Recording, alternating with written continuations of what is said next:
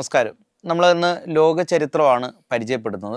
ലോക ചരിത്രം എന്ന് പറഞ്ഞാൽ രണ്ടായിട്ടാണ് തിരിച്ചിരിക്കുന്നത്. ഒന്ന് ലോക ചരിത്രത്തിലെ വിപ്ലവങ്ങളെന്നും മറ്റേത് ലോക ചരിത്രം രണ്ടാം ലോക മഹായുദ്ധത്തിന് ശേഷമുള്ള കാര്യങ്ങളും. ഈ രണ്ട് കാര്യങ്ങളെ ചരിത്ര വിഭാഗത്തിൽ പഠിക്കാനുള്ളൂ.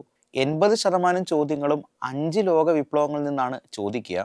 അതിനെക്കുറിച്ച് കൃത്യമായി പഠിക്കുക വഴി നമുക്കത് ക്ലിയർ ആയിട്ട് പഠിച്ചെടുക്കാൻ സാധിക്കും, അല്ലെങ്കിൽ അതിൽ നിന്നുള്ള മാർക്കുകൾ നേടാനായിട്ട് സാധിക്കും. ലോക ചരിത്രം എന്ന് പറയുമ്പോൾ പ്രധാനമായും നമുക്കതിനകത്ത് പരീക്ഷകളിൽ ഇപ്പോൾ ഓറിയൻറ്റഡ് ആയിട്ട് ചോദിച്ചു വരുന്ന പ്രധാനപ്പെട്ട ഒരു ചോദ്യമാണ്, ലോക ചരിത്രവുമായി ബന്ധപ്പെട്ടുള്ള ഒരു ചോദ്യമാണ് അമേരിക്കൻ സ്വാതന്ത്ര്യ സമരം. അമേരിക്കൻ സ്വാതന്ത്ര്യ സമരവുമായി ബന്ധപ്പെട്ടാണ് നമ്മൾ ആദ്യമായിട്ട് അത് ഡീൽ ചെയ്യേണ്ടത്. അമേരിക്കൻ സ്വാതന്ത്ര്യ സമരവുമായി ബന്ധപ്പെട്ട് നമ്മൾക്ക് കൃത്യമായിട്ട് അതിൻ്റെ ചരിത്രവും മുൻവർഷ ചോദ്യങ്ങളും പഠിച്ചു കഴിഞ്ഞാൽ മിക്കവാറും അത് തന്നെ ചോദിക്കുകയാണ് നമുക്ക് ഉത്തരം എഴുതാൻ സാധിക്കും. അപ്പോൾ അമേരിക്കൻ സ്വാതന്ത്ര്യ സമരവുമായിട്ട് ബന്ധപ്പെട്ടാണ് നമ്മൾ ഇന്ന് ആദ്യം ചർച്ച ചെയ്യുന്ന ലോക വിപ്ലവങ്ങളിൽ പ്രധാനപ്പെട്ട ഒന്നാമതായി കൺസിഡർ ചെയ്തിരിക്കുന്നത് അമേരിക്കൻ സ്വാതന്ത്ര്യ സമരമാണ്. ആദ്യം ഞാൻ നിങ്ങൾക്കൊരു ജനറൽ അവയർനെസ് തരാം. അമേരിക്കൻ സ്വാതന്ത്ര്യ സമരവുമായി ബന്ധപ്പെട്ട് PSC ഒരു ചോദ്യം ചോദിക്കുമ്പോൾ ഏതെങ്കിലും ഒരു വാക്ക് തന്നിട്ട് ഇത് അമേരിക്കൻ സ്വാതന്ത്ര്യ സമരവുമായി ബന്ധപ്പെട്ടിരിക്കുന്നു എന്ന രീതിയിലാണ് ചോദിക്കുന്നത്. അപ്പോൾ ഏതെങ്കിലും ഒരു വാക്ക് തരും, എന്നിട്ട് അത് അമേരിക്കൻ സ്വാതന്ത്ര്യ സമരവുമായിട്ടാണോ ബന്ധപ്പെട്ടിരിക്കുന്നത് എന്നാണ് ചോദിക്കാൻ സാധ്യത. അത്തരത്തിൽ ഏതൊക്കെ വാക്കുകളാണ് ഉൾപ്പെടാൻ സാധ്യത? ഒന്ന്, തീർത്ഥാടന പിതാക്കൾ. തീർത്ഥാടന പിതാക്കൾ നിങ്ങൾക്കത് കാണാം. സപ്തവത്സര യുദ്ധം, തീർത്ഥാടന പിതാക്കൾ, സപ്തവത്സര യുദ്ധം, മെർക്കൻ്റലിസ്റ്റ് നയങ്ങൾ. മെർക്കൻ്റലിസ്റ്റ് നയങ്ങൾ, പഞ്ചസാര നിയമം, സ്റ്റാമ്പ് നിയമം, quartering act, Townshend act, tea act, Boston tea party, continental congress, common sense, olive branch petition, declaration of rights and grievances, നിരോധന നിയമം. അപ്പോൾ ഇത്തരത്തിലുള്ള ക്വസ്റ്റ്യൻസിൽ ഈ വാക്കുകൾ പരീക്ഷയ്ക്ക് കണ്ടാൽ ഇതെല്ലാം അമേരിക്കൻ സ്വാതന്ത്ര്യ സമരവുമായിട്ടാണ് ബന്ധം. അപ്പോൾ ഏതൊക്കെ വാക്കുകളാണ് അമേരിക്കൻ സ്വാതന്ത്ര്യ സമര ബന്ധമുള്ളത് നമ്മൾ ഇതിനെക്കുറിച്ച് ഇനി പഠിക്കും. എന്നിരുന്നാലും ജനറൽ അവയർനെസ്സിൻ്റെ ഭാഗമായിട്ടാണ് ആദ്യം ഇത് പറയുന്നത്. കാരണം ഇതിലെ ഏതെങ്കിലും വാക്ക് തന്നാൽ അത് അമേരിക്കൻ സ്വാതന്ത്ര്യ സമരമായിട്ടാണ് ബന്ധം. ഇത്തരത്തിലുള്ള വാക്കുകൾ പരീക്ഷയ്ക്ക് ചോദിക്കും. അപ്പോൾ നമുക്കിത് പഠിച്ചെടുക്കാൻ വളരെ എളുപ്പമാണ്. ആദ്യം നമ്മൾ വിപ്ലവങ്ങളുമായിട്ട് ബന്ധപ്പെട്ട എല്ലാത്തിൻ്റെ ഹെഡിങ് അങ്ങ് പഠിച്ചു വെക്കണം. അപ്പോൾ പരീക്ഷകൾക്ക് അത് ചോദിക്കാനുള്ള സാധ്യത വളരെ കൂടുതലാണ്. അപ്പോൾ അമേരിക്കൻ സ്വാതന്ത്ര്യ സമരവുമായി ബന്ധപ്പെട്ട് നമ്മൾ പഠിക്കാൻ പോകുമ്പോൾ നമ്മൾ ആദ്യം മനസ്സിലാക്കേണ്ടത് ഇത്തരം കണ്ടന്റുകളാണ് പരീക്ഷയിൽ ചോദിക്കുന്നത്. ഏതൊക്കെയാണത്? തീർത്ഥാടന പിതാക്കൾ, സപ്തവത്സര യുദ്ധവുമായി ബന്ധപ്പെട്ട കാര്യങ്ങൾ, മെർക്കൻ്റലിസ്റ്റ് നയം, പഞ്ചസാര നിയമം, stamp act, quartering act, Townshend act, tea act, Boston tea party, continental congress, common sense, olive branch petition, declaration of rights and grievances, നിരോധന നിയമം. അപ്പോൾ ഇതിൽ ഏത് കണ്ടാലും അമേരിക്കൻ സ്വാതന്ത്ര്യ സമരവുമായിട്ടാണ് ബന്ധം എന്ന് ആദ്യം മനസ്സിലാക്കുക. ഈ പറഞ്ഞിരിക്കുന്നതിൽ ഏത് കണ്ടാലും അമേരിക്കൻ സ്വാതന്ത്ര്യ സമരവുമായിട്ടാണ് ബന്ധപ്പെട്ടിരിക്കുന്നത്. വ്യക്തമായി മനസ്സിലായല്ലോ. ഇനി നമുക്ക് എന്താണ് പഠിക്കേണ്ടതെന്ന് വെച്ച് കഴിഞ്ഞാൽ വളരെ പ്രധാനമായി നമ്മൾ നോക്കേണ്ട ഒരു കാര്യം, നമുക്ക് അതിൻ്റെ ചരിത്രം പഠിക്കാം. അതിൻ്റെ സ്റ്റോറി നമുക്ക് എന്താണെന്ന് മനസ്സിലാക്കാം. സ്പാനിഷ് ഗവൺമെൻറ് അവരുടെ എക്സ്പ്ലോറേഷൻ്റെ പര്യവേഷണത്തിൻ്റെ ഭാഗമായി എന്ന് പറഞ്ഞാൽ വാണിജ്യം വ്യാപിപ്പിക്കുക, ഏഷ്യയിലേക്കും ചൈനയിലേക്കും ഇന്ത്യയിലേക്കും വാണിജ്യം വ്യാപിപ്പിക്കുന്നതിൻ്റെ ഫലമായിട്ട് സമുദ്രമാർഗത്തിലേക്ക് പലതരത്തിലുള്ള ആൾക്കാരെ അയച്ച് അവിടെ കച്ചവട സാധ്യതകൾ നേടുന്ന തരത്തിലേക്കുള്ള ഒരു എക്സ്പ്ലോറേഷൻ യൂറോപ്പിൽ ആരംഭിച്ചു കഴിഞ്ഞു. പ്രത്യേകിച്ച് സ്പെയിനാണ് അതിനകത്ത് ആ ഒരു കാലഘട്ടത്തിൽ പ്രധാനപ്പെട്ട ഒരു രാജ്യമായിട്ടിരുന്നത്. ഫ്രാൻസും ബ്രിട്ടനും ഒക്കെ അതിനെക്കുറിച്ച് ചിന്തിച്ചിരുന്നു. അപ്പോൾ സ്പാനിഷ് ഗവൺമെൻറ് അയച്ച ഒരുപാട് പേരെ അയച്ചിട്ടുണ്ട്. പക്ഷേ അതിൽ വിജയിച്ച ഒരു വ്യക്തിയാണ് ക്രിസ്റ്റഫർ കൊളംബസ്. 1492 ഇന്ത്യ തേടി ഇറങ്ങിയ ക്രിസ്റ്റഫർ കൊളംബസ് പുതിയൊരു ഭൂഖണ്ഡത്തിലേക്ക് എത്തുകയും അദ്ദേഹം അത് ഇന്ത്യ ആണെന്ന് തെറ്റിദ്ധരിക്കുകയും ചെയ്തു. രസകരമായൊരു കാര്യം, മരിക്കുന്നത് വരെ അത് ഇന്ത്യ ആണെന്നാണ് അദ്ദേഹം തെറ്റിദ്ധരിച്ചിരുന്നത്. അങ്ങനെ അബദ്ധത്തിൽ കണ്ടെത്തിയ ആ ഒരു കോണ്ടിനെൻ്റലാണ് അമേരിക്ക. അപ്പോൾ ഇത് സ്കൂൾ ടെസ്റ്റിൽ വ്യക്തമായി പറയുന്നുണ്ട്. 1492 ക്രിസ്റ്റഫർ കൊളംബസ് അമേരിക്ക കണ്ടെത്തിയത്. 1492 ക്രിസ്റ്റഫർ കൊളംബസ് അമേരിക്ക കണ്ടെത്തിയത്. അപ്പോൾ അദ്ദേഹം ഇന്ത്യ തേടിയാണ് ഇറങ്ങിയത്. ആ പ്രദേശത്തെ ജനങ്ങളെ അദ്ദേഹം ഇന്ത്യക്കാരെന്ന് തന്നെ വിളിച്ചു. പിന്നീട് അവർ റെഡ് ഇന്ത്യൻസ് എന്ന് അറിയപ്പെടാൻ തുടങ്ങി. അപ്പോൾ അമേരിക്കയിലെ ആദ്യകാല തദ്ദേശീയവാസികളെ റെഡ് ഇന്ത്യൻസ് എന്നാണ് പറയുന്നത്. പിന്നീട് ഇത്തരത്തിലുള്ള ഒരു കോളനി കണ്ടെത്തിയ വിവരം അദ്ദേഹം അറിയിക്കുകയും അങ്ങനെ കച്ചവട സാധ്യതകൾ തേടി ധാരാളം പേര് ആ ഒരു കോണ്ടിനെൻ്റ് ലക്ഷ്യമാക്കി അവിടെ ഒരു വാണിജ്യം ഉറപ്പിക്കാൻ അല്ലെങ്കിൽ വാണിജ്യത്തിന് വേണ്ടിയുള്ള അവസരങ്ങൾ തേടി എത്തുകയുണ്ടായി. അപ്പോൾ അതിൽ എലിസബത്ത് ഒന്നിൻ്റെ കാലത്താണ് പിന്നീട് അവിടേക്ക് ഒരു പര്യവേഷണം നടന്നത്. എലിസബത്ത് ഒന്നിൻ്റെ കാലത്ത് ധാരാളം പേര്, ആദ്യം ഒരു മിലിറ്റൻസ് എത്തി, അതായത് ആണുങ്ങൾ മാത്രമുള്ള ഒരു മിലിറ്ററി ഗ്രൂപ്പ് അവിടെ എത്തുകയും അവിടെ കൃഷിയോ അല്ലെ മറ്റു കാര്യങ്ങളുടെ സാധ്യതയൊക്കെ തേടി. പക്ഷെ അവർക്ക് അവിടെ വിജയിക്കാൻ സാധിച്ചില്ല. അവരവിടെ നിന്ന് പിന്നീട് പുറത്തേക്ക് പോയി, അല്ലെങ്കിൽ അവർ പരാജയപ്പെട്ടു പോയി. പിന്നീട് എലിസബത്ത് രാജ്ഞിയുടെ കാലത്ത് അവിടെ കഴിച്ച ജോൺ വൈറ്റ് എന്ന് പറയുന്ന ഒരാൾ അവിടെ ഒരു സ്ഥിരതാമസമാക്കുകയും ഒരു കോളനി സ്ഥാപിക്കുകയും ചെയ്തു. അപ്പോൾ ജോൺ വൈറ്റിൻ്റെ കാലത്ത് സ്ഥാപിച്ച ആ കോളനിയാണ് റൊനാക്ക് കോളനി. റൊനോക്ക് എന്ന് പറയുന്ന ഒരു കോളനി അവരവിടെ സ്ഥാപിക്കുകയുണ്ടായി. അപ്പോൾ നമ്മൾ മനസ്സിലാക്കേണ്ട ഒരു കാര്യം, അമേരിക്ക കണ്ടെത്തിയത് അബദ്ധവശാൽ ക്രിസ്റ്റഫർ കൊളംബസ് ആണെങ്കിലും അതൊരു പുതിയ ഭൂഖണ്ഡമാണെന്ന് തിരിച്ചറിഞ്ഞത് സ്പാനിഷ് ഗവൺമെൻറ് തന്നെ അയച്ച അമേരിക്കോ വെസ്പൂച്ചിയാണ്. അപ്പോൾ അദ്ദേഹത്തിൻ്റെ പേരിലാണ് അമേരിക്ക പിന്നെ അറിയപ്പെട്ടത്. അമേരിക്കോ വെസ്പൂച്ചിയാണ് അതൊരു പുതിയ കോണ്ടിനെൻ്റിലാണെന്ന് കണ്ടെത്തിയത്. അതിനുശേഷം അവിടെ ഒരു കോളനി സ്ഥാപിക്കാനായിട്ട്, റൊനോക്ക് കോളനി സ്ഥാപിക്കാൻ ജോൺ വൈറ്റിന് സാധിച്ചു. അങ്ങനെ അദ്ദേഹം അവിടെ താമസമാക്കുകയും പുകയില പോലുള്ള കൃഷികൾ അവിടെ ആരംഭിക്കുകയും ചെയ്തു.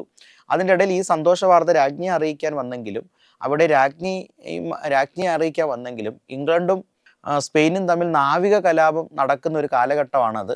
ആ നാവിക കലാപത്തിൽ മുഴുവൻ കപ്പലുകൾ നൽകിയതിനാൽ തിരിച്ച് ആ കോളനിയിലേക്ക് എത്താൻ ജോൺ വൈറ്റിന് സാധിച്ചില്ല. ഒരു വർഷത്തോളം അദ്ദേഹം കാത്തിരുന്ന് 1586 കാലഘട്ടങ്ങളായപ്പോൾ അവിടേക്ക് എത്തുകയും ചെയ്തു. പക്ഷേ റൊനോ കോളനിയിൽ എത്തിയ ജോൺ വൈറ്റിനെ കാത്തിരുന്നത് ഒഴിഞ്ഞ ഒരു സ്ഥലമായിരുന്നു. കാരണം അവിടെ നിർത്തിയിട്ട് പോയ, കോളനി നിർമ്മിക്കാൻ വേണ്ടി നിർത്തിയിട്ട് പോയ ആൾക്കാരെ ഒന്നും ജോൺ വൈറ്റിന് കണ്ടെത്താൻ സാധിച്ചില്ല. അവരൊക്കെ എവിടെയോ വാനിഷായി പോയി. അതിൻ്റെ ഒരു ചരിത്രപരമായിട്ട് അത് ഇന്നും കണ്ടെത്താനാവാത്ത ഒരു നിഗൂഢതയായിട്ട് തുടരുന്നു.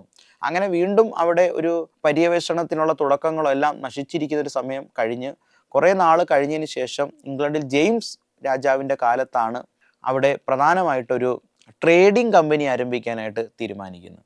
അപ്പോൾ ട്രേഡിംഗ് കമ്പനി, കച്ചവട കമ്പനി ആദ്യമായിട്ട് ബ്രിട്ടൻ തന്നെയാണ് ആരംഭിക്കുന്നത്.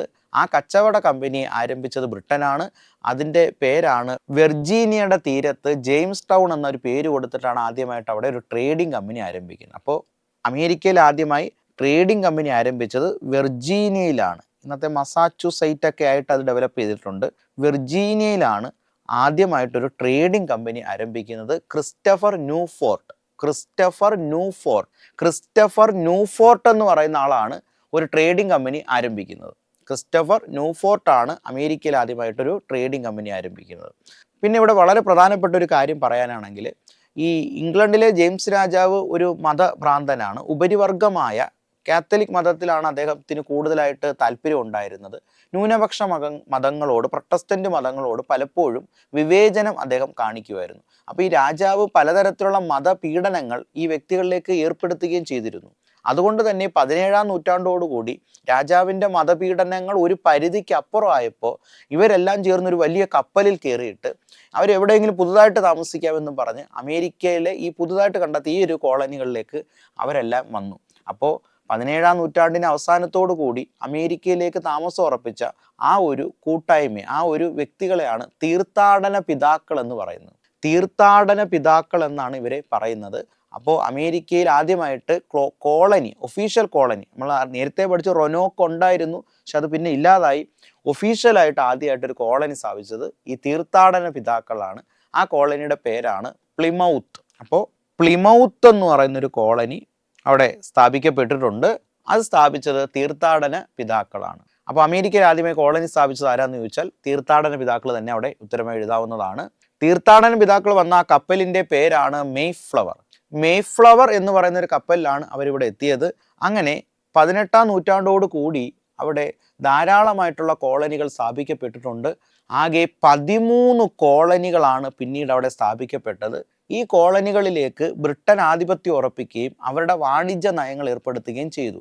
അതൊരു പരിധിക്കപ്പുറത്തേക്ക് ജനങ്ങളെ ബുദ്ധിമുട്ടിച്ചപ്പോൾ അവർ അതിനെതിരെ പ്രതികരിച്ചു.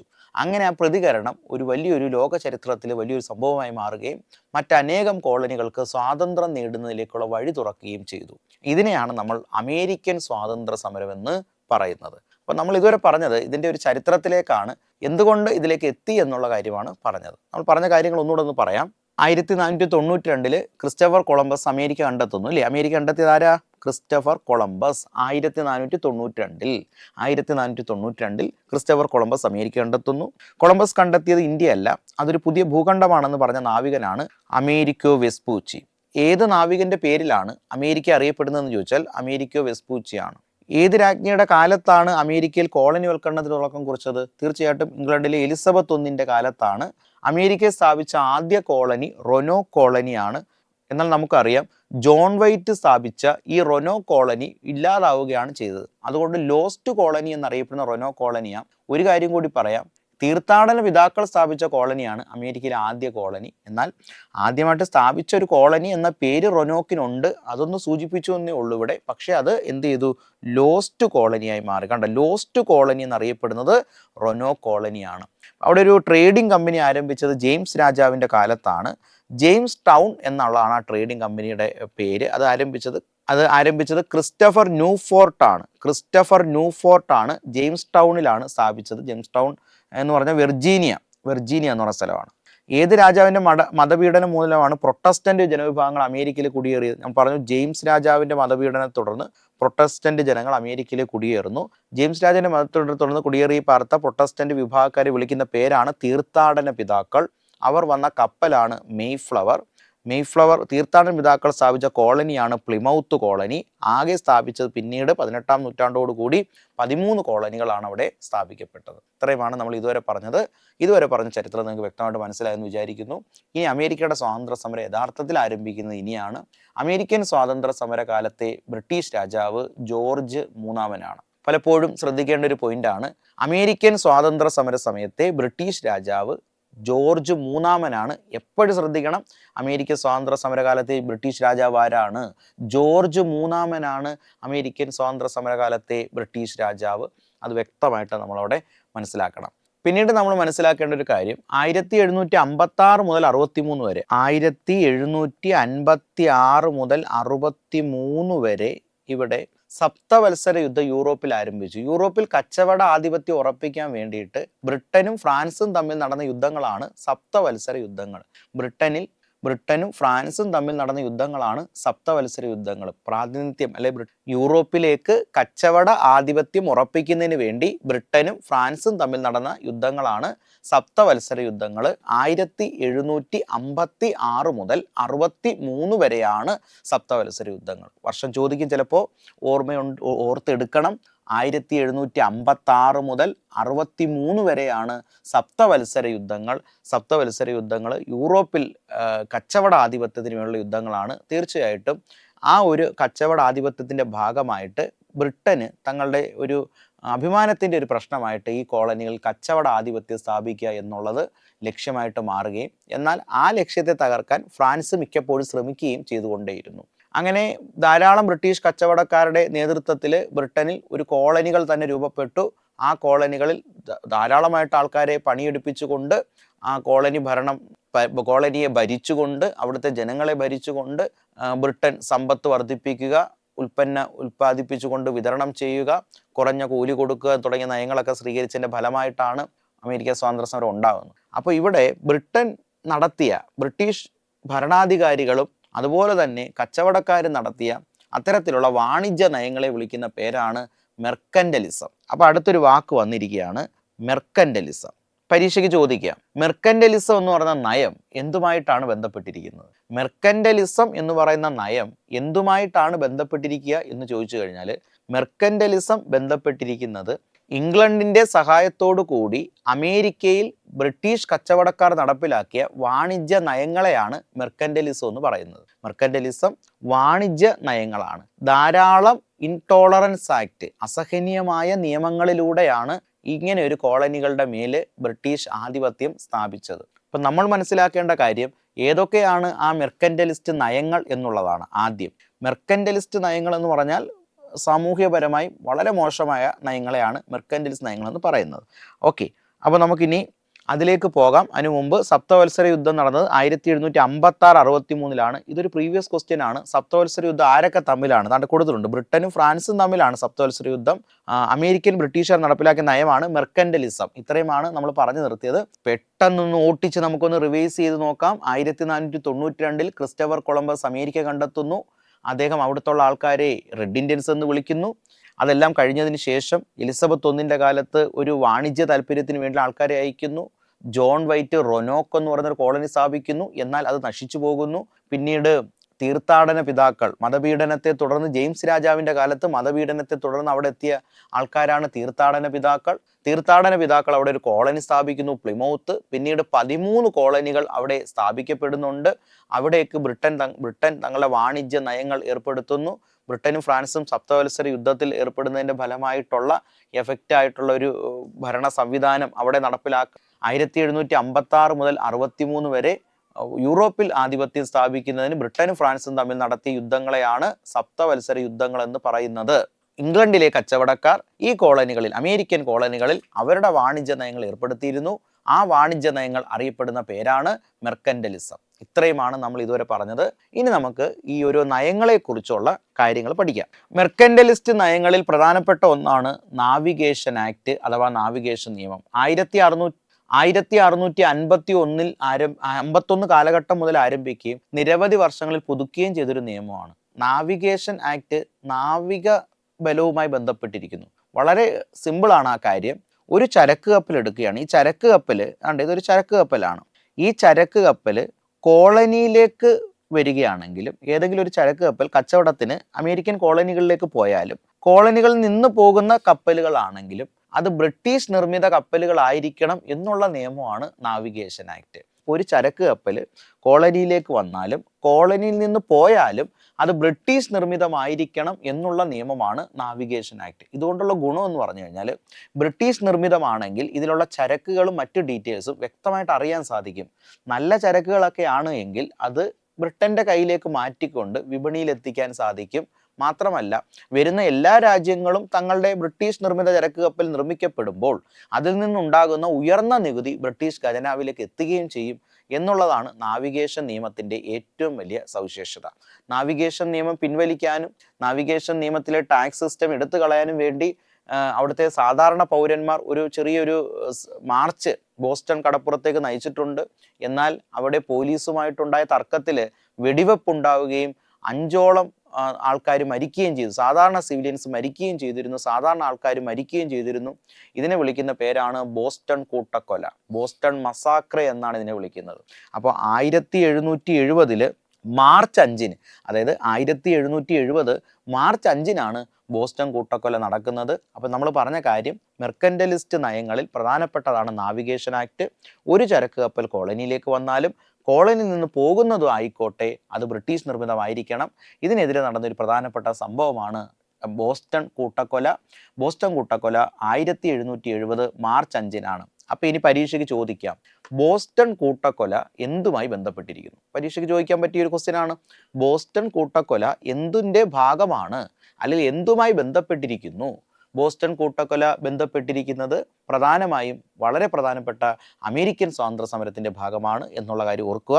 അപ്പോൾ മെർക്കന്റലിസ്റ്റ് നയങ്ങളിൽ പ്രധാനപ്പെട്ട ഒന്നാണ് നാവിഗേഷൻ ആക്ട്. അമേരിക്കൻ കോളനികളിൽ ചരക്കു നീക്കം സാധ്യമാക്കണമെങ്കിൽ ബ്രിട്ടീഷ് കപ്പലുകളോ ബ്രിട്ടീഷ് മേൽനോട്ടത്തിൽ നിർമ്മിച്ച കപ്പലുകൾക്കോ മാത്രമേ ചരക്കു നീക്കം നടത്താൻ സാധിക്കൂ എന്ന് ഈ നിയമം പറയുന്നുണ്ട്. ബോസ്റ്റൺ കൂട്ടക്കൊല അതിനെ തുടർന്ന് 1770 മാർച്ച് 5-നാണ് നടന്നത്. 1651 ആരംഭിക്കുകയും പല വർഷങ്ങളിൽ പുതുക്കി പണിയുകയും ചെയ്തൊരു നിയമമാണ് നാവിഗേഷൻ ആക്ട്. അപ്പോൾ ബോസ്റ്റൺ കൂട്ടക്കൊല നടന്ന വർഷം 1770 മാർച്ച് 5-നാണ്. 1770 മാർച്ച് 5-നാണെന്നുള്ള ഒരു ഓർത്തു വെക്കുക. ഇനി അടുത്ത വളരെ പ്രധാനപ്പെട്ട നിയമങ്ങളിലേക്ക് പോകാം. നമ്മൾ ഇനി പഠിക്കുന്നത് എങ്ങനെയാണ് അമേരിക്കൻ സ്വാതന്ത്ര്യത്തിലേക്ക് നയിക്കപ്പെട്ടത്. കുറേ നിയമങ്ങൾ, കോളനിക്കാർക്ക് മോശമായി ബാധിക്കുന്ന ഒരുപാട് നിയമങ്ങൾ ബ്രിട്ടൻ പാസ്സാക്കിയെന്നല്ലേ പറഞ്ഞേ. അതിൽ പ്രധാനപ്പെട്ട ഒന്നാണ് നാവിഗേഷൻ ആക്ട്. ഇനി അടുത്ത പ്രധാനപ്പെട്ട ഒരു നിയമത്തിലേക്ക് നമുക്ക് പോകാം. അതാണ് ഷുഗർ ആക്ട്, പഞ്ചസാര നിയമം. ഷുഗർ ആക്ട് അല്ലെങ്കിൽ പഞ്ചസാര നിയമം ആൾറെഡി പരീക്ഷയ്ക്ക് ചോദിച്ചിട്ടുണ്ട്. 1764 പാസ്സാക്കപ്പെട്ട നിയമമാണ് പഞ്ചസാര നിയമം. കോളനികളിലേക്ക് ഇറക്കുമതി ചെയ്യുന്ന പഞ്ചസാരയുടെ കുത്തകാവകാശം ബ്രിട്ടീഷ് കച്ചവടക്കാർക്ക് മാത്രമായി നിജപ്പെടുത്തിയ ഒരു നിയമ സംഹിതയായിരുന്നു ഇത്. കാരണം 1756 മുതൽ 63 വരെ സപ്തവത്സര യുദ്ധം നടന്നു. സപ്തവത്സര യുദ്ധത്തിൻ്റെ അവസാനം ബ്രിട്ടനാണ് മേൽക്കോയ്മ കിട്ടിയത്. എന്നാൽ ബ്രിട്ടനോടുള്ള തോൽവിയും സ്വാഭാവികമായിട്ട് ശത്രുവിനോടുള്ള പകയും ഫ്രാൻസിനുണ്ടായിരുന്നു. പ്രസ്തുത സാഹചര്യത്തിൽ ബ്രിട്ടൻ്റെ കൈവശം ഉണ്ടായിരുന്ന കോളനികളിൽ ഫ്രാൻസ് പലപ്പോഴും ആ കോളനികളെ കീഴടക്കാനോ ആ കോളനികളിൽ ആഭ്യന്തര കലാപം സൃഷ്ടിക്കാനോ ശ്രമിച്ചിട്ടുണ്ട്. അത്തരത്തിൻ്റെ ഭാഗമായിട്ട് ഈ ഒരു കോളനികളിലേക്ക് ബ്രിട്ടീഷുകാരെയും കടത്തിക്കൊണ്ട്, അല്ലെങ്കിൽ ബ്രിട്ടീഷുകാരുടെ ഇടപെടലുകളെ ഈ ഒരു കോളനികളിലേക്ക് ബ്രിട്ടീഷുകാരെയും കബളിപ്പിച്ചുകൊണ്ട് ഈ പഞ്ചസാരയൊക്കെ കള്ളക്കടത്തിലൂടെ ഇറക്കുമായിരുന്നു, വില കുറച്ച് വിൽക്കുമായിരുന്നു, നികുതി വെട്ടിച്ച് ഫ്രാൻസ് ഇറക്കുമായിരുന്നു.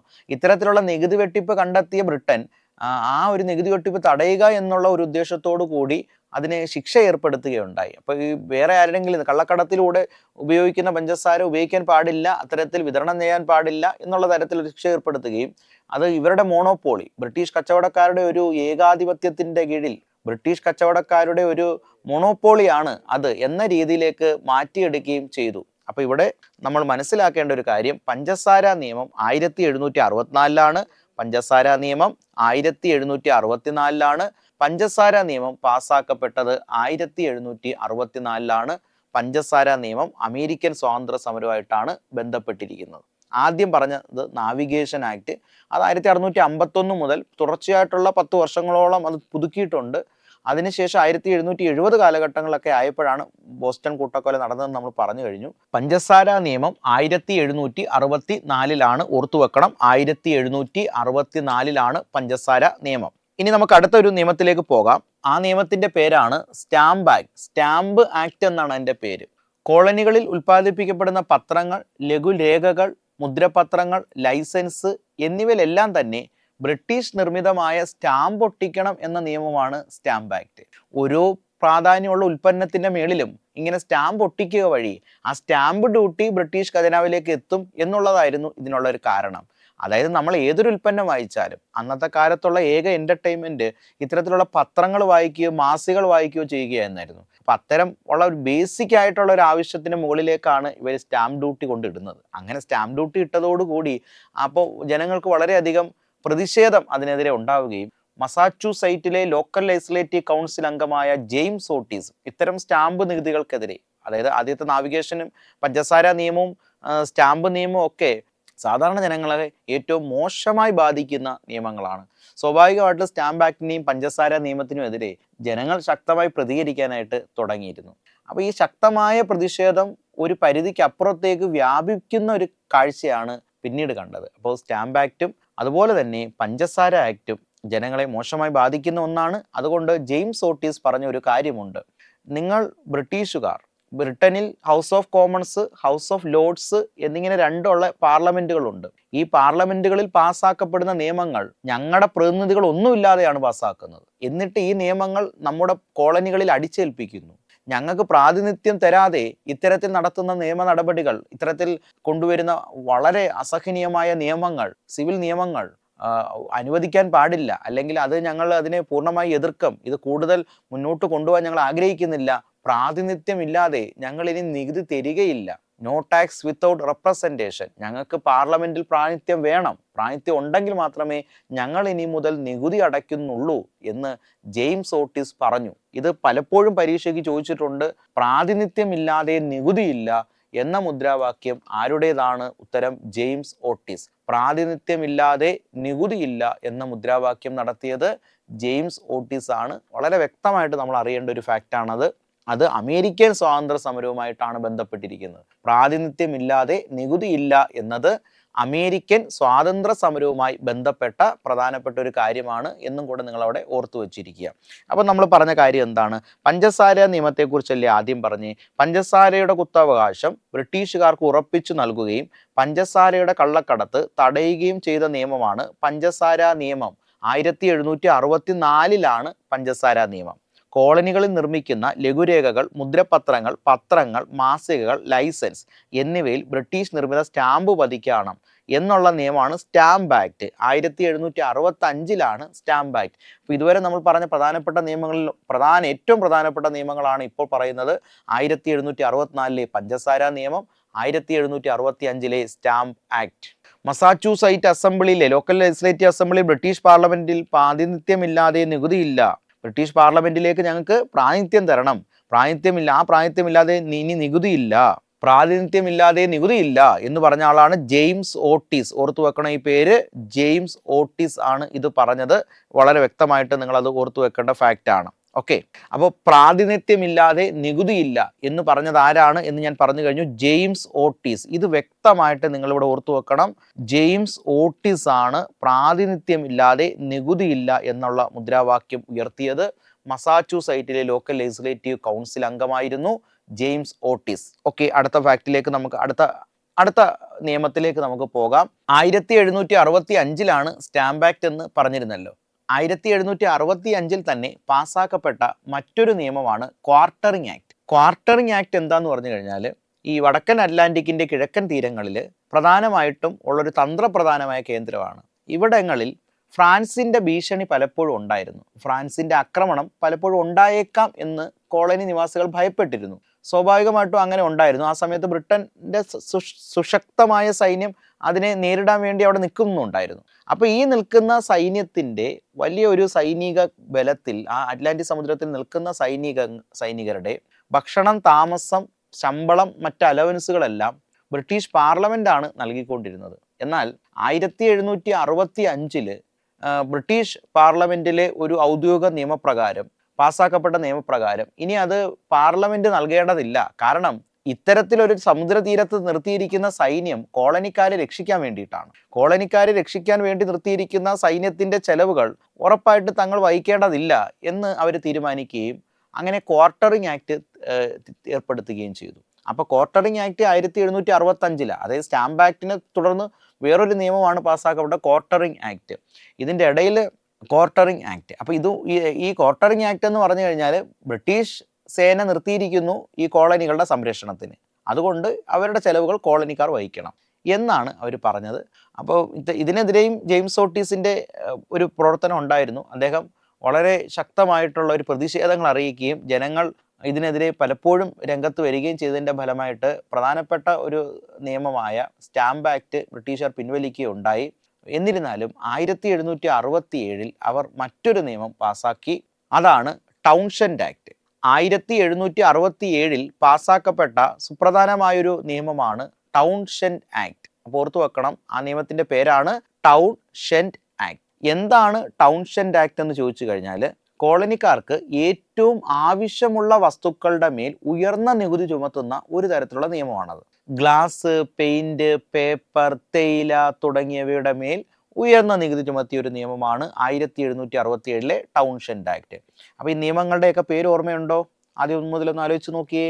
1764 പഞ്ചസാര നിയമം, 1765 സ്റ്റാമ്പ് ആക്ട്, 1765 തന്നെ ക്വാർട്ടറിംഗ് ആക്ട്, 1767 ടൗൺഷെൻഡ് ആക്ട്, 1767 ടൗൺഷെൻഡ് ആക്ട്. അപ്പോൾ ഇത്തരം ആക്ടുകളാണ് പ്രധാനമായും ഉള്ളത്. അപ്പോൾ ഈ 1767 ടൗൺഷെൻഡ് ആക്ട്. ഓക്കെ, എന്നാൽ കോളനിക്കാരുടെ എതിർപ്പ് ഒരു പരിധിക്കപ്പുറത്തേക്ക് വരികയും അമേരിക്കൻ സ്വാതന്ത്ര്യ സമരത്തിലേക്ക് നയിക്കുകയും ചെയ്ത പ്രധാനപ്പെട്ട ഒരു സാഹചര്യം ബോസ്റ്റൺ ടീ പാർട്ടി ആയിരുന്നു. ബോസ്റ്റൺ ടീ പാർട്ടിയിലേക്ക് നയിച്ച പ്രധാനപ്പെട്ട ഒരു നിയമമാണ് തേയില നിയമം അല്ലെങ്കിൽ ടീ ആക്ട്. പരീക്ഷയ്ക്ക് ചോദിക്കുകയാണ്, ടീ ആക്ട് പാസ്സാക്കിയത് എന്നാണ് അല്ലെങ്കിൽ ആരാണെന്ന് ചോദിച്ചു കഴിഞ്ഞാൽ തീർച്ചയായിട്ടും ബ്രിട്ടീഷ് പാർലമെന്റ് ആണ്. അത് അമേരിക്കൻ സ്വാതന്ത്ര്യ സമരവുമായിട്ട് ബന്ധപ്പെട്ടിരിക്കുന്നു. 1773 ടീ ആക്ട് പാസ്സാക്കിയത്. നിങ്ങൾക്കറിയാമല്ലോ, ഈസ്റ്റ് ഇന്ത്യ കമ്പനി വളരെ പ്രധാനപ്പെട്ട ഒരു വാണിജ്യ സഹായ കേന്ദ്രമായിരുന്നു ബ്രിട്ടന്. ഈസ്റ്റ് ഇന്ത്യ കമ്പനി 73 കാലഘട്ടങ്ങളിൽ കൂടുതൽ ശോഷിക്കുകയും അവർ കടത്തിലേക്ക് പോകുന്ന സാഹചര്യം ഉണ്ടാവുകയും ചെയ്തപ്പോൾ ബ്രിട്ടീഷ് പാർലമെന്റിന് അവർ കത്തയച്ച ഒരു ചരിത്രം കൂടിയുണ്ട്.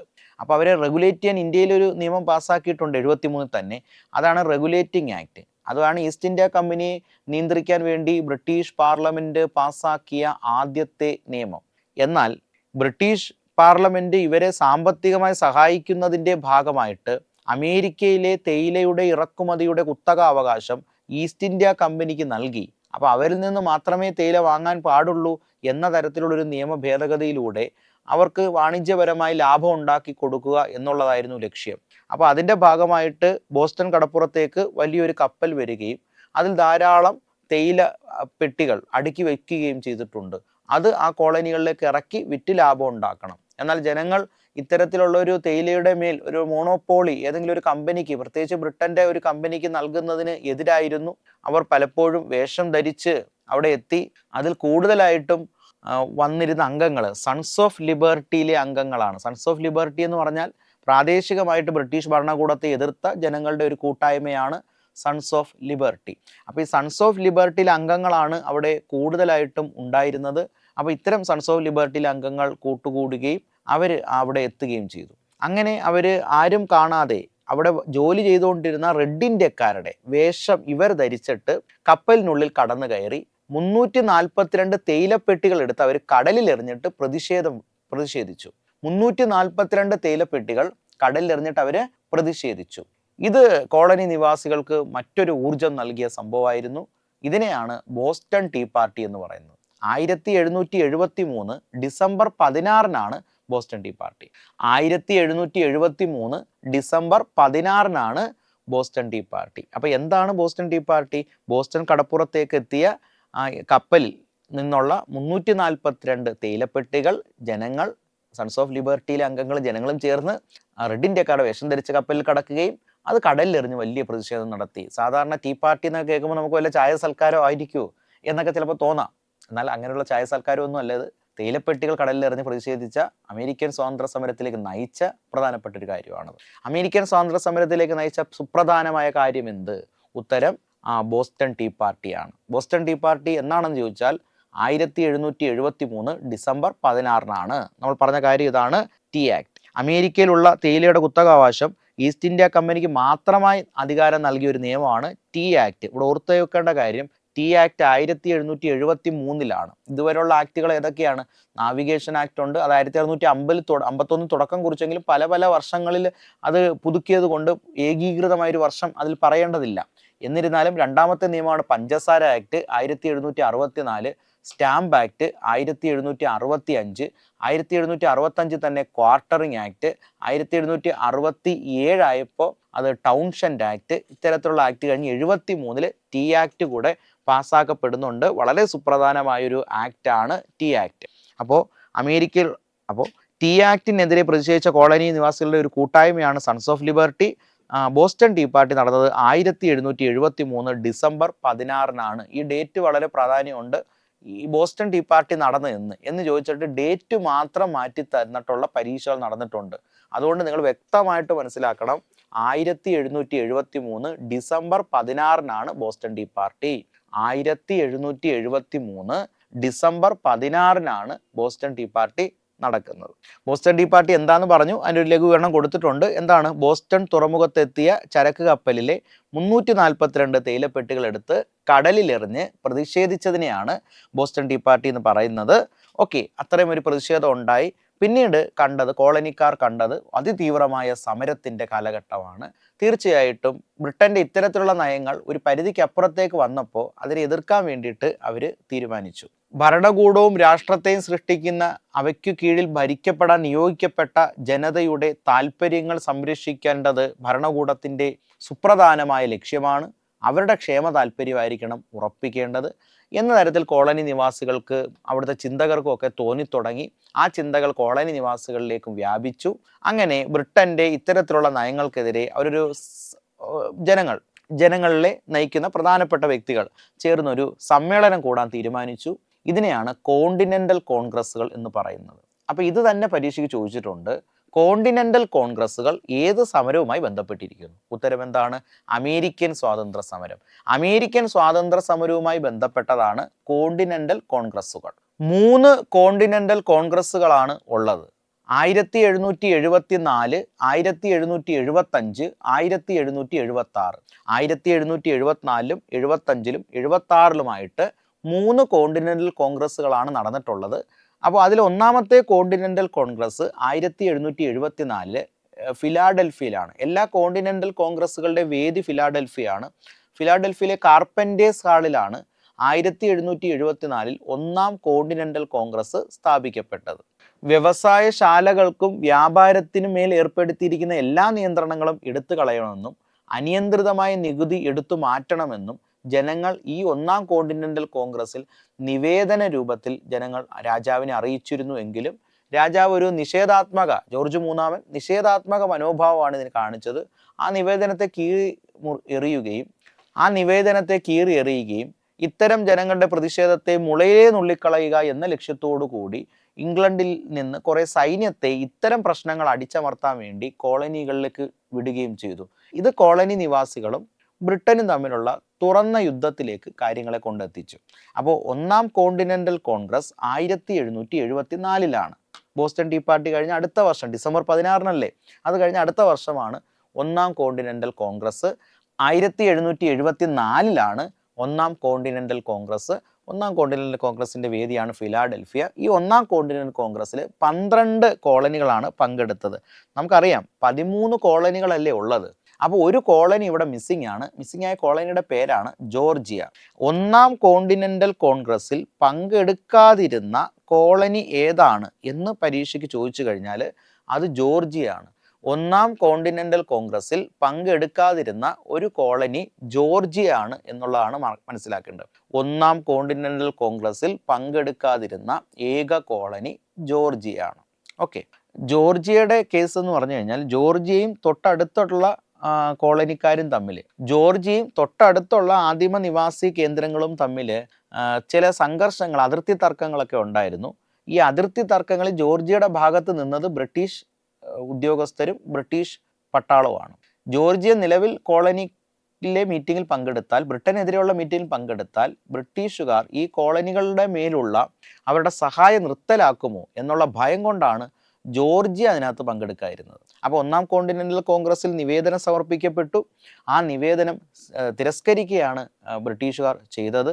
അതിനെ തുടർന്ന് 21ഓളം നിവേദനങ്ങൾ നൽകപ്പെട്ടു. ഇത്തരം നിവേദനങ്ങളുടെ ഒരു കൂട്ടായ്മയെ declaration of rights and grievances എന്ന് പറയുന്നു. Declaration of rights and grievances American സ്വാതന്ത്ര്യ സമരവുമായി ബന്ധപ്പെട്ടിരിക്കുന്നു. 1774 കാര്യമാണ് നമ്മൾ പറഞ്ഞത്. 1774 കാര്യമാണ് പറഞ്ഞത്. ഒന്നാം കോണ്ടിനെൻ്റൽ കോൺഗ്രസിൻ്റെ സമ്മേളനത്തിൽ 1774 ഫിലാഡൽഫിയയിൽ വെച്ച് നടന്ന കോൺഗ്രസ് സമ്മേളനമാണ് ഒന്നാം കോണ്ടിനെൻ്റൽ കോൺഗ്രസ്. അതിൽ പങ്കെടുക്കാതിരുന്ന ഏക കോളനിയാണ് ജോർജിയ. 1775 രണ്ടാം കോണ്ടിനെൻ്റൽ കോൺഗ്രസ്. രണ്ടാം കോണ്ടിനെൻ്റൽ കോൺഗ്രസ് 1775 1775 ഫിലാഡൽഫിയയിൽ തന്നെയാണ് രണ്ടാം കോണ്ടിനെൻ്റൽ കോൺഗ്രസ്. ഈ രണ്ടാം കോണ്ടിനെൻ്റൽ കോൺഗ്രസ്സിൽ കോളനിക്കാർ ഒരു കാര്യം തീരുമാനിച്ചു. ബ്രിട്ടീഷുകാരുടെ ഈ ഒരു നിസ്സഹകരണം, ബ്രിട്ടീഷ് രാജാവിൻ്റെ ഈ ഒരു നിസ്സഹകരണം അത് വെച്ചു പുലർത്തേണ്ടതില്ല. അതുകൊണ്ട് തന്നെ നമുക്കൊരു സൈന്യത്തെ രൂപീകരിക്കാം. ഒരു യുദ്ധം ഉണ്ടായാൽ പ്രതിരോധിക്കാനും അല്ലെങ്കിൽ യുദ്ധം ചെയ്യാനും വേണ്ടിയിട്ട് നമുക്കൊരു സൈന്യത്തെ രൂപീകരിക്കാം. അങ്ങനെ അവരൊരു കോണ്ടിനെൻ്റൽ സൈന്യത്തെ രൂപീകരിച്ചു. അതിൻ്റെ തലവൻ ജോർജ് വാഷിങ്ടൺ ആയിരുന്നു. അപ്പോൾ കോളനി നിവാസികൾക്ക് വേണ്ടിയിട്ടുള്ള സൈന്യത്തിൻ്റെ തലവനാണ് ജോർജ് വാഷിങ്ടൺ. ഇദ്ദേഹമാണ് ആദ്യത്തെ അമേരിക്കൻ പ്രസിഡന്റായി മാറിയത്.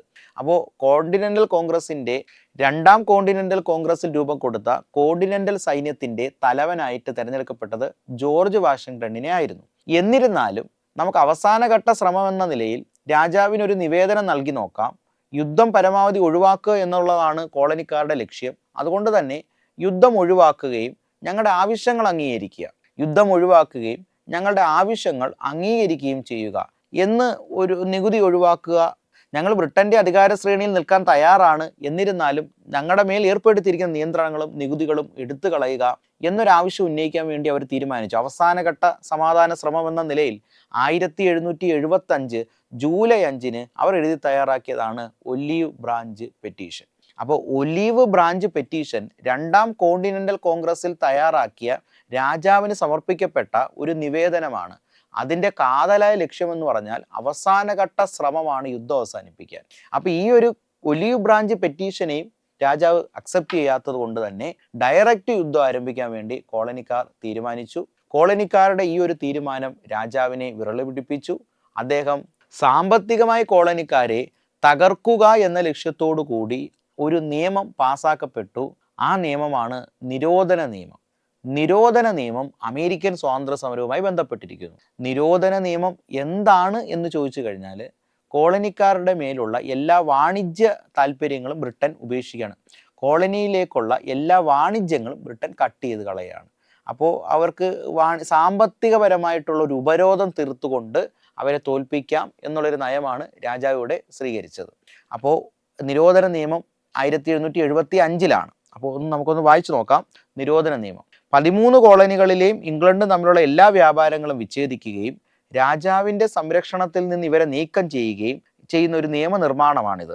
നിരോധന നിയമം അമേരിക്കൻ കോളനികളിലേക്ക് ബ്രിട്ടൻ നടത്തി വന്ന സാമ്പത്തിക യുദ്ധത്തിൻ്റെ ഒരു പ്രഖ്യാപനമാണ്. അമേരിക്കൻ കോളനികളിലേക്ക് ബ്രിട്ടൻ നടത്തി വരുന്ന സാമ്പത്തിക നിരോധനത്തിൻ്റെ വലിയൊരു ഉദാഹരണമാണ് ഇത്തരം കാര്യങ്ങൾ. ഓക്കെ, രണ്ടാം കോണ്ടിനെൻ്റൽ കോൺഗ്രസ്സിൽ ആൾക്കാരെ പ്രചോദിപ്പിക്കുകയും ആവേശത്തിൻ്റെ ഉത്തമ ശൃംഗത്തിലേക്ക് എത്തിക്കുകയും ചെയ്ത ഒരു ലഘുലേഖയാണ് കോമൺ സെൻസ്.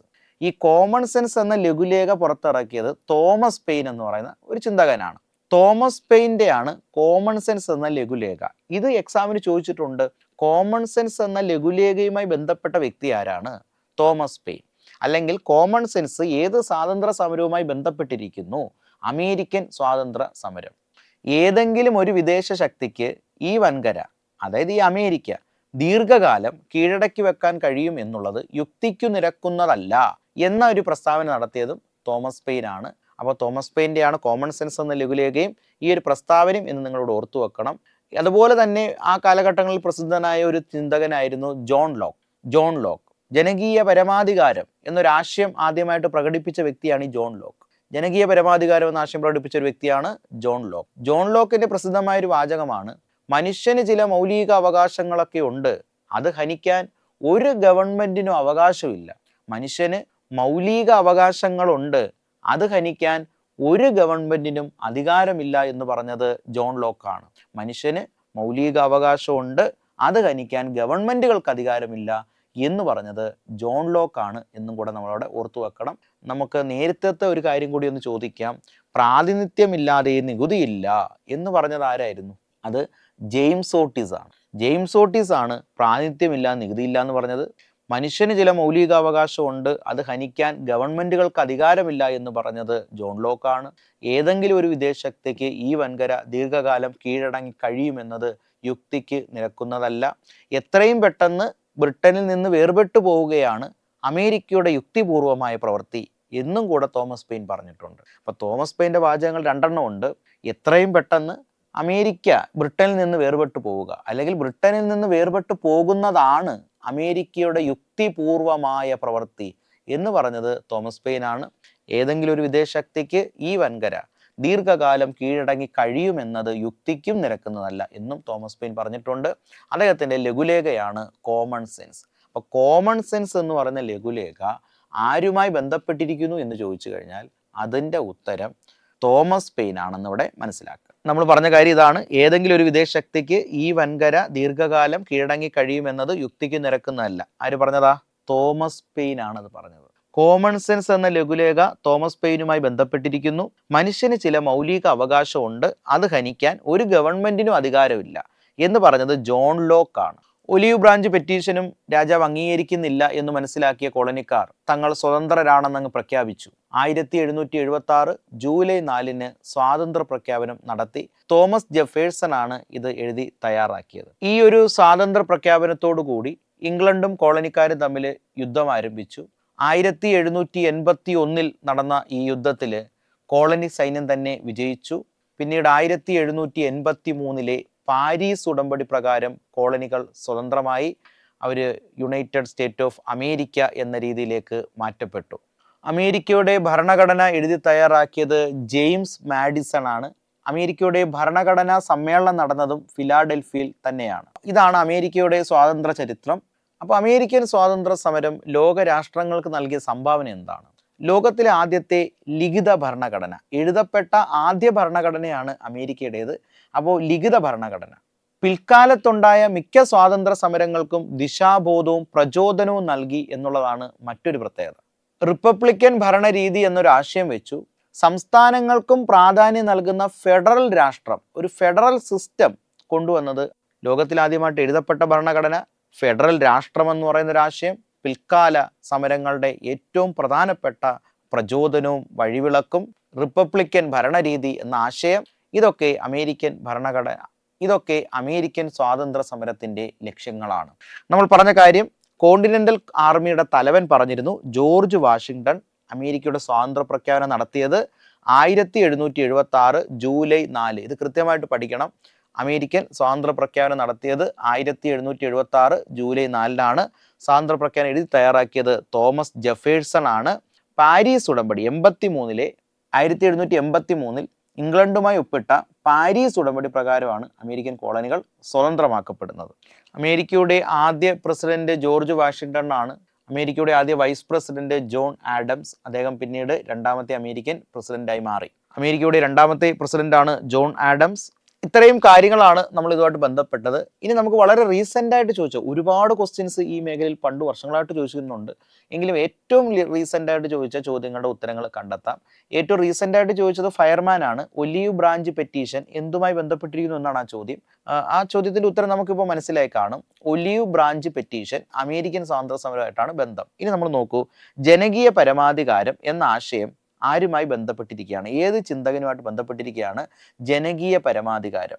ജനകീയ പരമാധികാരം എന്ന ആശയം അവതരിപ്പിച്ചത് മനുഷ്യന് ചില മൗലിക അവകാശമുണ്ട്, അത് ഹനിക്കാൻ ഒരു ഗവൺമെന്റിനും അവകാശമില്ല എന്ന് പറഞ്ഞത് ജോൺ ലോക്കാന്ന് പറഞ്ഞില്ലേ? ആ ജോൺ ലോക്കിന്റെ തന്നെ ഒരു ആശയമാണ് ജനകീയ പരമാധികാരം. ജനകീയ പരമാധികാരം എന്ന ആശയം ഉയർത്തിയ പ്രസിദ്ധനായ ചിന്തകനായിരുന്നു ജോൺ ലോക്ക്. ഇത്രയും കാര്യങ്ങളാണ് ഇതുമായി ബന്ധപ്പെട്ട് നമുക്ക് പഠിക്കാനുള്ളത്.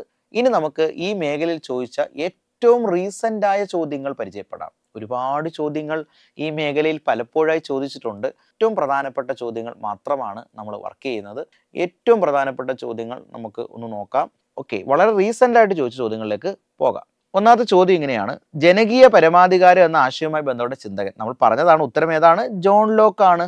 ജോൺ ലോക്ക് ആണ്. ജോൺ ലോക്ക് ആണ് ജനകീയ പരമാധികാരം എന്ന് പറയുന്ന ആശയവുമായിട്ട് ബന്ധപ്പെട്ട ചിന്തകൻ. ഓക്കെ, ഭരണകൂടത്തിനും രാഷ്ട്രത്തിനും അവയെ സൃഷ്ടിക്കുകയും അവയ്ക്ക് കീഴിൽ ജീവിക്കുകയും ചെയ്യുന്ന മനുഷ്യരുടെ താല്പര്യങ്ങൾക്കപ്പുറം ഒരു ലക്ഷ്യവുമില്ല.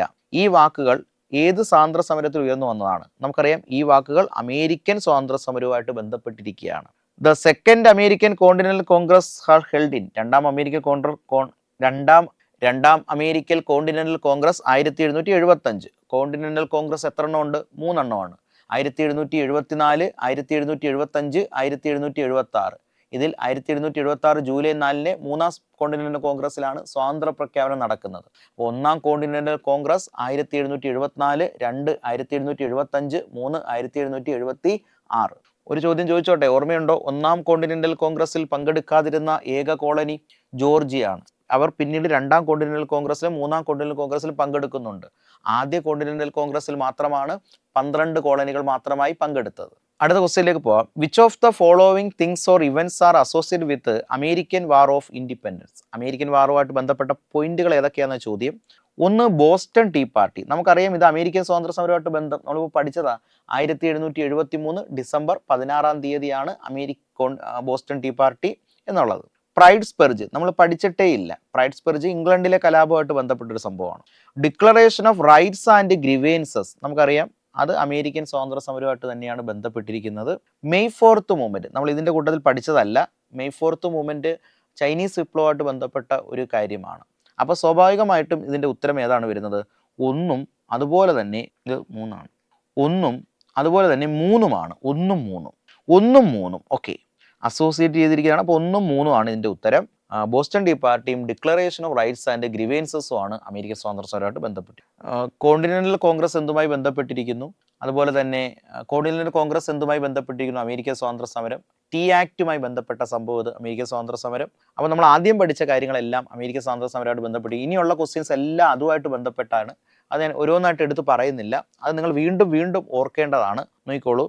തീർത്ഥാടന പിതാക്കൾ, സപ്തവത്സര യുദ്ധം, സപ്തവത്സര യുദ്ധത്തെ തുടർന്നുണ്ടായത്, മെർക്കന്റലിസ്റ്റ് നയങ്ങൾ, പഞ്ചസാര നിയമം, സ്റ്റാമ്പ് നിയമം, ക്വാർട്ടറിംഗ് നിയമം, ടൗൺഷെൻഡ് നിയമം, tea act, Boston tea party, continental congress, common sense, olive branch petition, declaration rights and grievances, നിരോധന നിയമം. ഇതെല്ലാം അമേരിക്കൻ സ്വാതന്ത്ര്യ സമരമായിട്ട് ബന്ധം. ഇതിനെക്കുറിച്ച് എല്ലാത്തിനെയും കുറിച്ച് നമ്മൾ ഇന്ന് ഡിസ്കസ് ചെയ്ത് കഴിഞ്ഞു. വ്യക്തമായി ഇതുവരെ ചോദിച്ച മുഴുവൻ ചോദ്യങ്ങളും ഈ ഒരു എക്സ്പ്ലനേഷനിലുണ്ട്. അപ്പോൾ അത് കൃത്യമായിട്ട് പഠിച്ചുകൊണ്ട് നിങ്ങൾക്കിത് മാർക്ക് നേടാൻ സാധിക്കും. Thank you.